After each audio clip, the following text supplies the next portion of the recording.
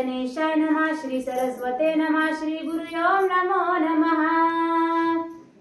कांती सीने सावया वस्त्रे भरजरी, माता ग्रंथी चीर सावरी, तयाचे भारे सकळ धरित्री, विवळ दुखी होतसे।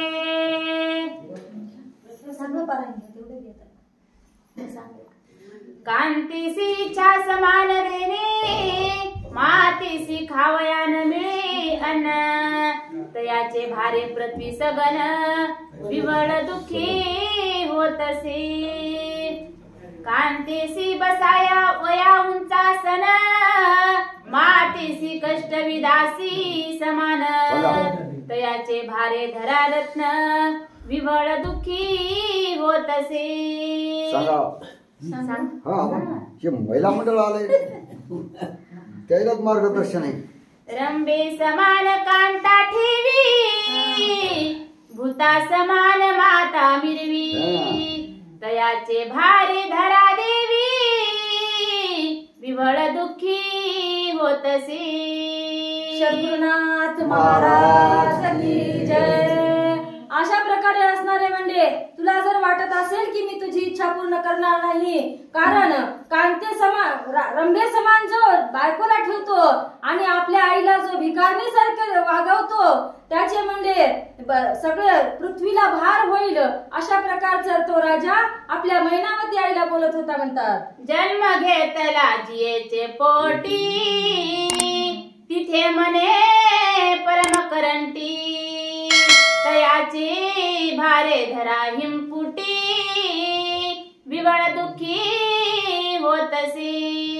अशा प्रकारे असणारे म्हणजे जिच्या पोटातून त्याने जन्म घेतलेला आहे, तिला जर तो करंटी म्हणत असेल तर त्याचा पृथ्वीवर राहून काय उपयोग आहे म्हणतात। त्याला मुलगा म्हणायच्या लायकीचा तो राहणार नाही, अशा प्रकारचा गोपीचंद राजा आपल्या आईला बोलू लागला।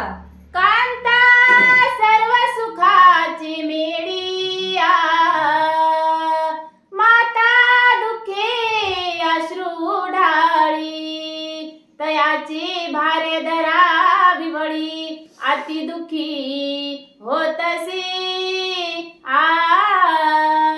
अशा प्रकारे असणारे म्हणजे आपल्या बायकोला सगळं सुख देत होता राणीचं, आणि दुसऱ्या आईला जर दुःखाचे डोंगर आईवर कोसळवत असेल तर त्याला आपला पुत्र मानू नये, त्याला पुत्र म्हणण्याचा कोणताच अधिकार नाही, अशा प्रकारचा गोपीचंद राजा आपल्या आईला बोलू लागला। कांते लागी मृदू भाषण, मातेसी हृदय खोची बाण, तयाची भारे धरा रत्न, विवळ दुखी होतसे।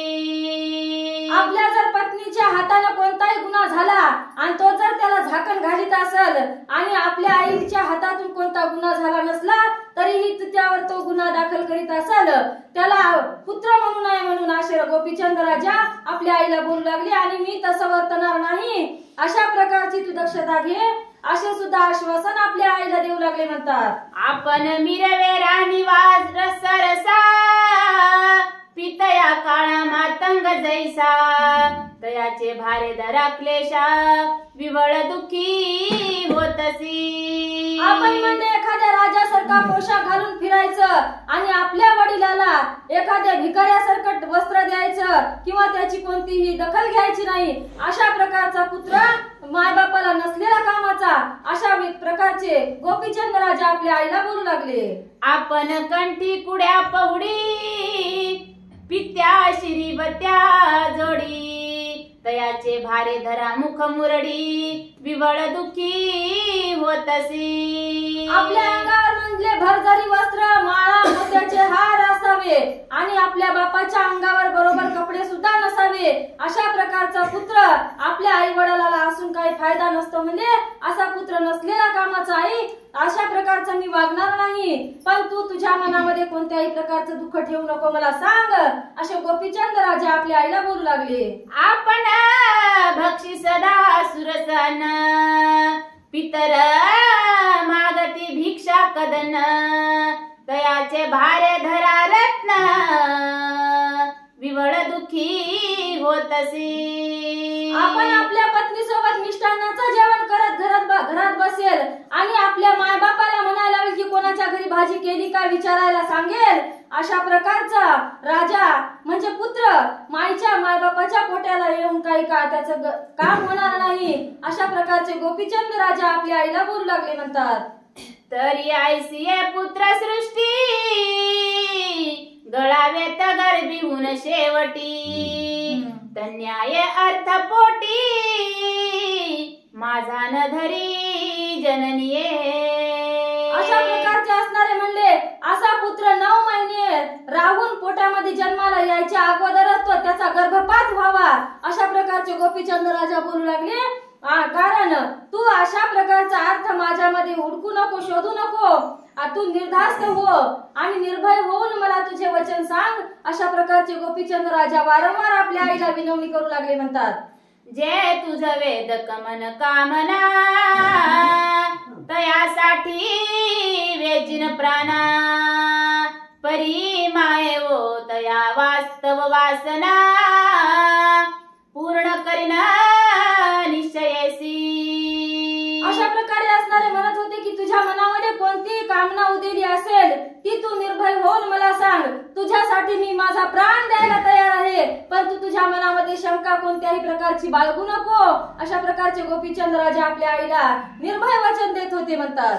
ऐसी बोलता स्वसुत वार्ता प्रेमाब्दी उचंबळला चिता मग हितात रत्न द्यावया हाता वागल हरी उचंबळे. अशा प्रकारे असणारे आपल्या पुत्राचे अभय वचन ऐकल्याच्या नंतर आईच्या मनामध्ये खूप मोठं प्रेम जागृत झालं म्हणतात आणि आता मैनावती राणी आपल्या पुत्राला काय उपदेश सांगितले ते ऐका म्हणतात. मने बारे ऐक वचन प्रेमे उदयाचळी तू दिव्य रत्न उदय पावलासी चंड किरण शत्रुतम निवटावया. अशा प्रकारे असणारे म्हणले तू कसा आहेस तर उगवत्या सूर्यासारखा प्रखर आहेस म्हणले पण याच्यावर जर काळ झडप घालील तर काय होईल म्हणजे तुझा अस्त होईल म्हणून तू काय कर हे पुढच्या ओळीमध्ये सांगत आहेत म्हणतात. तया ठाई अंधकार मज पीडा बा काय करणार परिस लादल्या वसतीस दरिद्र स्वप्ना माझी नांदेना हो.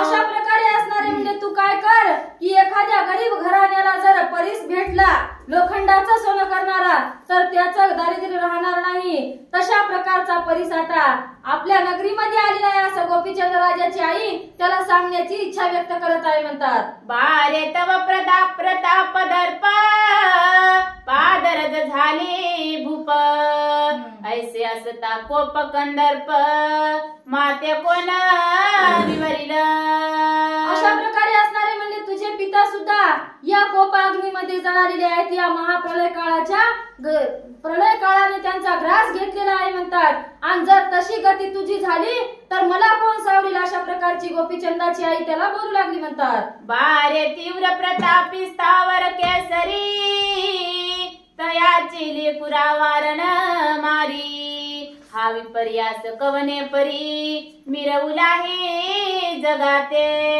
अशा प्रकारे असणारे म्हणजे जर एखाद्या सिंहाला जर काळाने मारलं तर त्याच्या लेकराला काय म्हणतात लांडगे सुद्धा मारू शकतात. अशा प्रकारचं तुझं होऊ नये म्हणून मी काय सांगते ते लक्षपूर्वक आहे अशा प्रकारची मैनावती आपल्या बाळाला बोलत होती म्हणतात.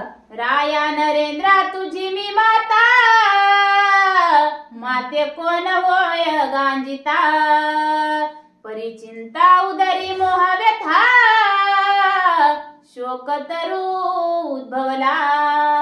अशा प्रकारची असणारी मैनावती आपल्या पुत्राला बोलत होती की हे नरेंद्रोत्तमा मी एक शूरवीर राजाची आई आहे म्हणली मला गांजायची किंवा मला दुःख द्यायची कोणाचीच काय नाही तर कोणी मला देऊ शकणार नाही अशा प्रकारची मैनावती आई आपल्या बाळाला बोलत होती. कारण त्याचं पण मला एक दुःख होण्याचं कारण आहे की म्हणली तुझा भविष्य माझ्या पोटामध्ये सलत आहे अशा प्रकारची मैनावती आपल्या बाळाला बोलत होती म्हणतात. भारे तव स्वरूप पूर्ण अक्र पाहता माती उदेला शोक मनशील जरी अर्थदायक कवना परी गेला तो. अशा प्रकारे असणारी मैनावती बोलू लागली, म्हणू लागली, तुझं सूर्यासारखं तेज पाहून माझ्या मनाला दुःख होत होतं. त्याचं कारण जर विचारशील तर त्याचं कारण म्हणजे तू त्याच्यामध्ये नाश पावणार आहेस, काळ तुझ्यावर झडप घालणार आहे, याचं दुःख मला माझ्या पोटामध्ये होत होतं. अशा प्रकारची मैनावती आपल्या गोपीचंद राजाला बोलत होती. म्हणतात, बारे तव पिता तव समान, स्वरूप उदिली अर्क प्रमाण, परी काळ असता चळी जाऊन, गुप्त झाला पुरुष तो. तुझे पिता काय कमी नव्हते म्हणले, तुझ्यापेक्षा जास्त स्वरूपवान होते, तुझ्यापेक्षा जास्त वीर होते, पण त्यांच्यावर काळाने एकदम झडप घातली म्हणतात आणि त्यांना काळाच्या पडद्याआड जावं लागलं. तशा प्रकारे तुझं होऊ नाही असं माझ्या मनात वाटत आहे, अशी गोपीचंद राजाला मैनावती आई बोलत होती. म्हणतात, आहा पार तो स्वरूपाब्दी, अंतिवेष्टी वडवानळ संधी, पडता बारे विशाळ बुद्धी, भस्म झाला क्षणांतरी. अशा प्रकारे असणारे म्हणजे त्याच्यावर काळरूपी वडवानळ पेटला आणि वडवानळानं त्या तुझ्या बापाला गिळून घेतला आहे. म्हणतात, तशा प्रकारची तुझी स्थिती होऊ नये म्हणून तुझी मला काळजी वाटत आहे, अशा प्रकारची मैनावती बोलू लागली. अस्ति जळाल्या काष्टा समान, लोम दाहिले जेवते तृण, मास स्नेहाचे होनी शोषण, स्वरूपाती लोपला तो. अशा प्रकारे असणारी म्हणत होती की हाड कसे जळाले तर एखाद्या वाळलेल्या लाकडासारखी हाड जळून गेली. म्हणती, मांस त्वचा सगळं काही एखाद्या तृणासमान वाळलेल्या तृणासारखं जळालं, त्यांचं काहीही उरलेलं नाही. तशा प्रकारे तुझी स्थिती होऊ नये अशी मला काळजी वाटत आहे, अशी मैनावती आपल्या लेकराला सांगू लागली. म्हणतात, तव त्या भयाची उडउडी मोठी, बारे मजऊ देली पोटी, तुझे स्वरूप पाहता दृष्टी, भयाते उठी उठावी. अशा प्रकारे असणारे म्हणजे मला दुसरी कोणती चिंता नाही, काळजी नाही किंवा कोणताच भय नाही, पण तुझ्या जीवाची चिंता माझ्या जीवाला लागून राहिलेली आहे. तीच धुडधुडी माझ्या पोटामध्ये आहे, त्याच्यामुळे माझं मन अशांत झालेलं आहे. अशा प्रकारची मैनावती आपल्या बाळाला सांगू लागली. म्हणतात, बारे त्रतांत मही विखार, घुसघुशीत वारंवार, तपोनी बैसला जैसा मांजर, मुशकाती उचलावया. अशा प्रकारे म्हणतात, काळ खूप कठोर आहे, काळ कोणाला जवळ धरत नाही. म्हणतात, कारण काळ हा सगळ्यावर टपूनच बसलेला असतो. जसं काय मांजर एखाद्या उंदराला धरण्यासाठी टपून बसलेला असता, तशा प्रकारचे काळ हा आपल्यावर कधी उडी घालील आणि कधी आपला प्राण घेईल हे सांगता येत नाही, अशी मैनावती आपल्या बाळाला बोध करत होती. म्हणतात, जैसा व्याघ्र जपे गाई, की मी नवेची बगळा प्रवाही, तैसे जगाते तन्यायी, कृतांत आहारी नटलासे. अशा प्रकारे जसा की एखाद्या जंगलातून सुटलेला वाघ एखाद्या गायीवर झडप घालतो, तशा प्रकारे आपल्यावर काळ केव्हा झडप घालील हे सांगता येत नाही, असं म्हणत होती. म्हणतात, तरी तो व्याघ्र ऐसा सबळ, जिंकून यो जावा पिंजरी मेळ, बारे तै भयाचा वडवानळ, मग स्पर्शनार नाही देहाते. पण काय करायचं म्हणले, त्या वाघाला कोणत्या प्रकारे पिंजऱ्यामध्ये अडकायचं तर सद्गुरूच्या कृपेने हे कार्य होऊ शकते म्हणले, आणि तो वाघ आपल्याला पिंजऱ्यात सापडू शकतो आणि मग त्या काळाचा आपल्याला किंवा काळरूपी वाघाचा आपल्याला भय राहणार नाही. पण आपल्याला काय करावं लागेल तर त्या देहाला एक गुरु करावा लागेल, अशी मैनावती आपल्या बाळाला सांगत होती. म्हणतात, बारे विखार डंकी दुःख, त्याची वेचिल्या सकळ सुख, कंटकी धरल्यास सकळ वृश्चिक, वेदने ते मिरवेना, ऐसे परी रचुनी युक्ती, सकळ हरावी कृतांत गती, व्यर्थ शरीराची माती, करू नये जन्मल्याने. काय करावं म्हणले, नर देहाला आल्याच्या नंतर कोणत्या ना कोणत्या युक्तीने आपलं कार्य साधून घ्यावं आणि आलेल्या जन्माचं सार्थक करावं. असं होऊ नये की जसा प्राणी जन्माला आला तसा वाया गेला, असं आपल्या जन्माचं होऊ नये. अशा प्रकारची माता आपल्या गोपीचंद्राला सांगत होती. म्हणतात, आपण फुले पहावे हित सारा सार नर देहात पाहे वश करोनी रघुनाथ चिरंजीव झाला विभीषण. कसं करावं लागते म्हणजे कोणती ना कोणती प्रयुक्ती करायची आणि आपल्या शरीराचं आपण काय करायचं सार्थक करून घ्यायचं. ज्या प्रकारे म्हणजे विभीषणानं दानव कुळामध्ये जन्म घेऊन सुद्धा श्रीरामाला वश केलं आणि आपण काय झाला सनात झाला. अशा प्रकारचं आपणही करायला काही हरकत नाही. कारण देवाचं भजन फक्त नरदेहाला आल्यानंतरच मिळते. म्हणतात वर इंद्रदेव सुद्धा करतो म्हणलं तरी त्याला घडत नाही. आपण खूप चांगल्या जन्माला आलेलो आहोत, नर जन्माला, आणि या जन्मामध्ये येऊन आपल्या जन्माचं सार्थक होते ते केवळ फक्त नामचिंतनाने. अशा प्रकारची आपली मैनावती आई आपल्या गोपीचंद बाळाला सांगत होती. म्हणतात, पाहे नारद वैष्णव कैसा विष्णू आराधी नरवेशा तो श्री गुरु वरदेशा अमरपणी मिरविला.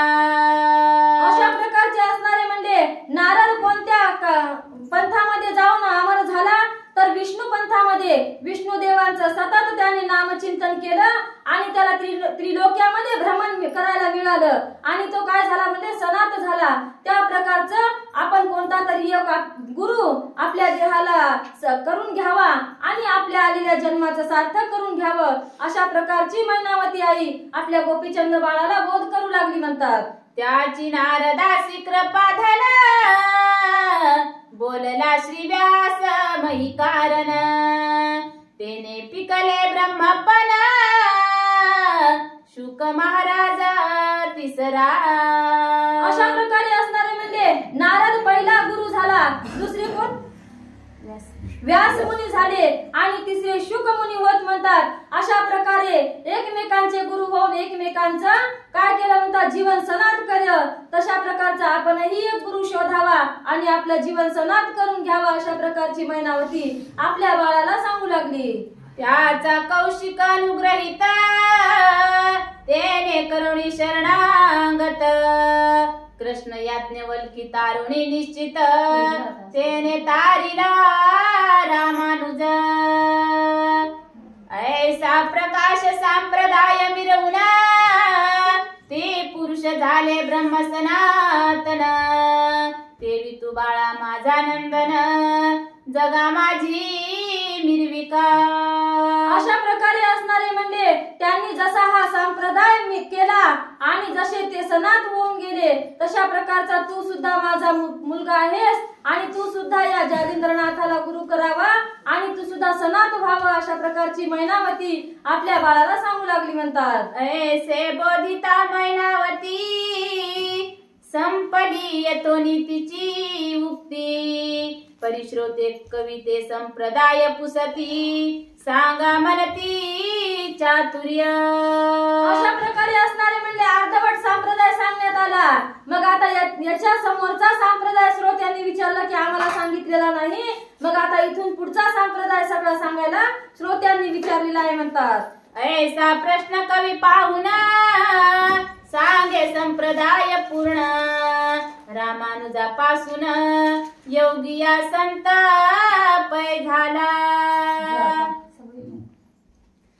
दया पासोनी मुकुंद राजाचा जैतपाल भोज जैतपालाचा धर्मानुज बोधल्याधिक पै त्याची.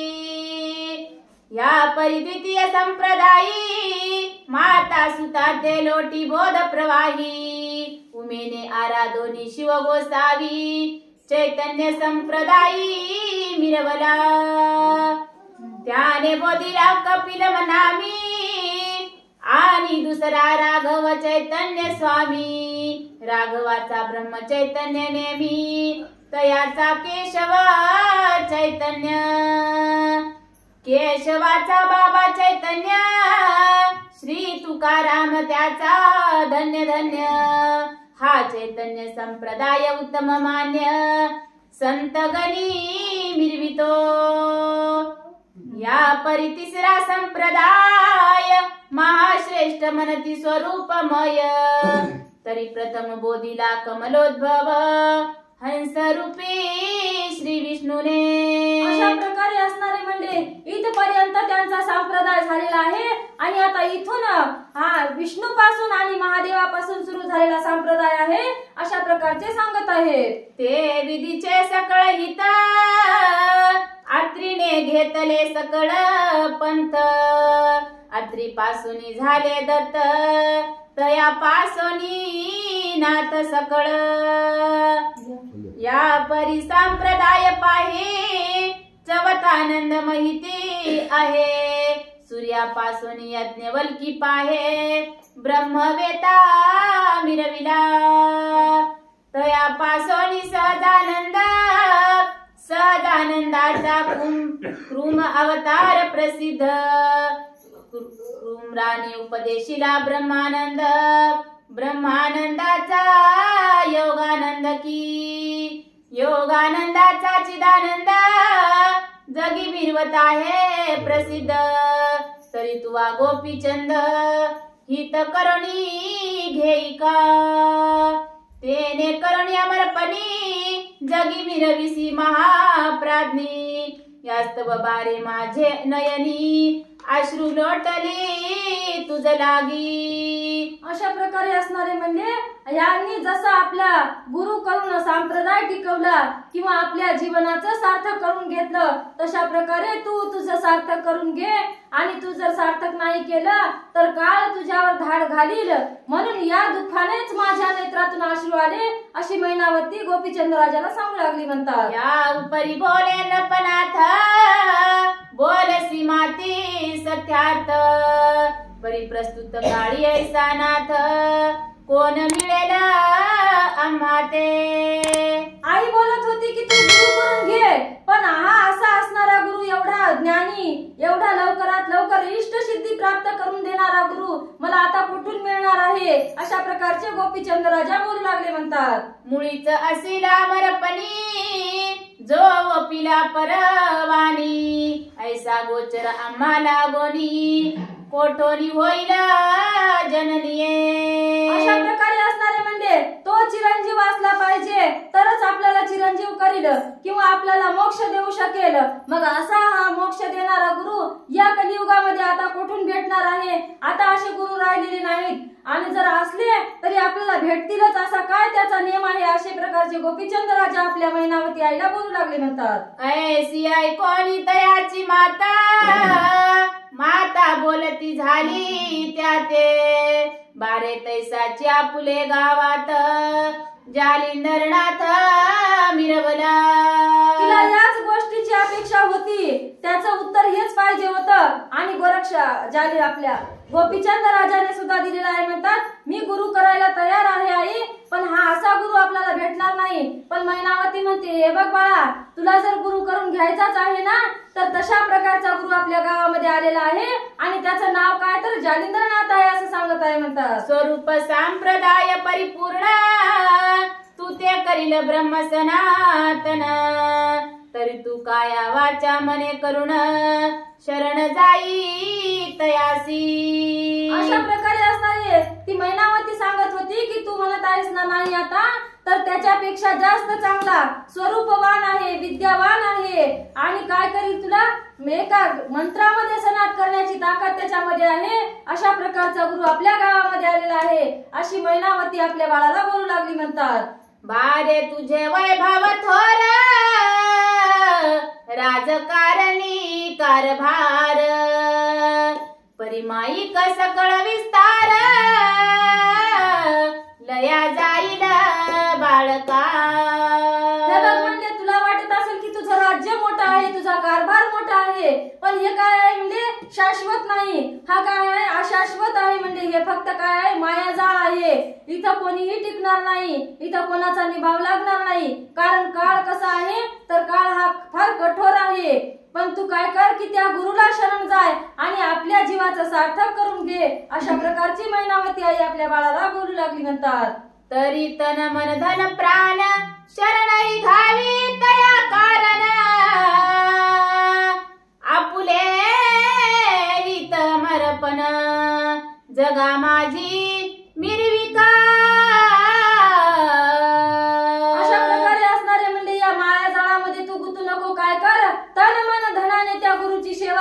तुला शरण जाय आणि आपल्या देहाचा सार्थक करून घे, अशा प्रकारची मैनावती आई आपल्या गोपीचंद बाळाला सांगू लागली. म्हणतात ऐसे ऐकोनी मातेचे वचन बोलता झाला त्रिलोचन नंदन मने माते तयासी शरण झाली या योग्यता फिरावे. अशा प्रकारे असणारे काय म्हणत होता की हे बघ, त्या गुरुला शरण जाण्यापेक्षा तन मन धनानं जर तुला शरण आलं तर जमणार नाही का?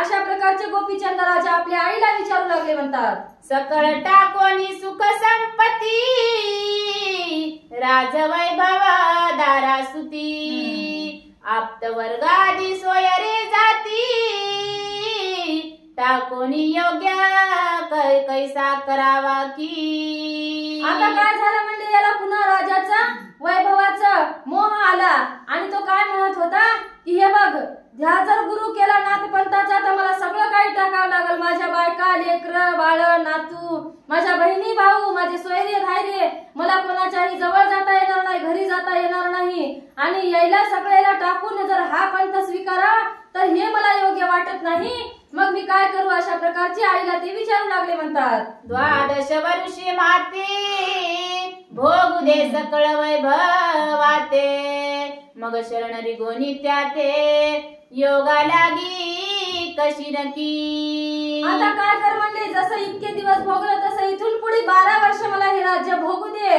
आणि मग काय करील मी, त्या गुरुजवळ दीक्षा घेईल आणि नाथपंथामध्ये मिरवेल. अशा प्रकारचं आश्वासन आपल्या आईला गोपीचंद राजा देऊ लागले. म्हणतात कशी न तरी परी कैसा मिरवीन ब्रह्मांडात ठसा की उत्तान पाद राज सुता परी शिका जगा माझी मिरविन. अशा प्रकारचा बोलू लागला. मी काय म्हणजे साधा सुद्धा राहणार नाही. मग 12 वर्षाच्या नंतर असा मोठा गुरु होईल जालिंद्रनाथाचा मोठा शिष्य बनेल. जसा काय उत्तान पादाचा पुत्र म्हणजे ध्रुव बाळाला जसा शिक्का मिरवला, जसा तो आढळ पदाला गेला तशा प्रकारचं मी सुद्धा आढळ पद प्राप्त करून घेईल. पण मला काय कर 12 वर्ष हे राज्य भोगू दे. अशा प्रकारचे आईला गोपीचंद राजा बोलू लागले. म्हणतात माता मने बाळा परियसी पळ घडी भरवसा नाही देहासी तेथे संवत्सर म्हणता 12 देखिले कोणी बाळका.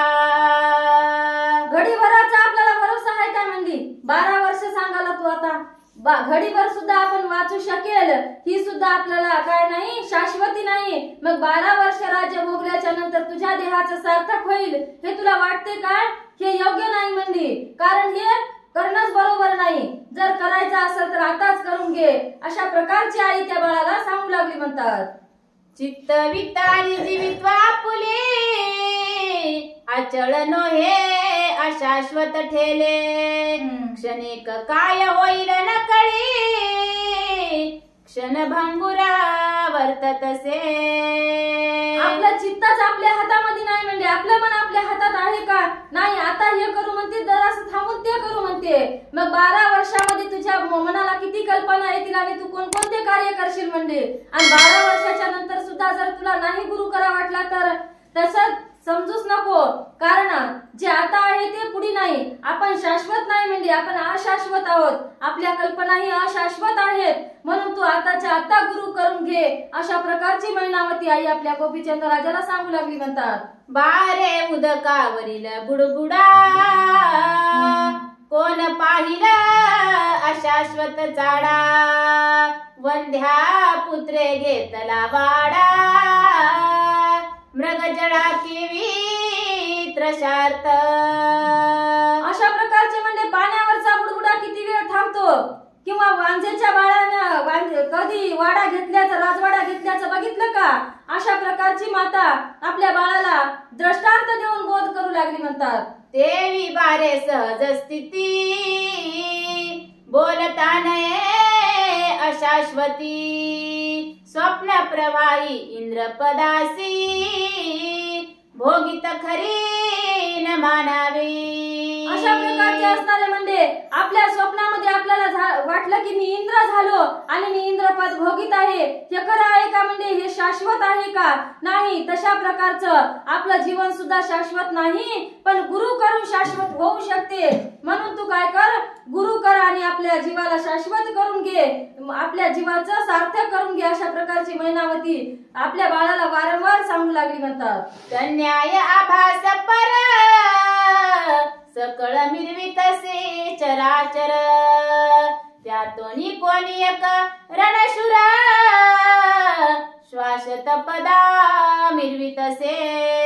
अशा प्रकारे म्हणजे सगळं जग कसं आहे हे अशाश्वत आहे, पण कुठेतरी एखादा राजाला असा गुरु मिळालेला असेल आणि तो कुठेतरी एखादा जगामध्ये हजारामध्ये किंवा लाखामध्ये एखादा शाश्वत असेल. अशा प्रकारचा आहे म्हणजे बाकी काही शाश्वत नाही. अशा प्रकारची माता आपल्या बाळाला बोध करू लागली म्हणतात.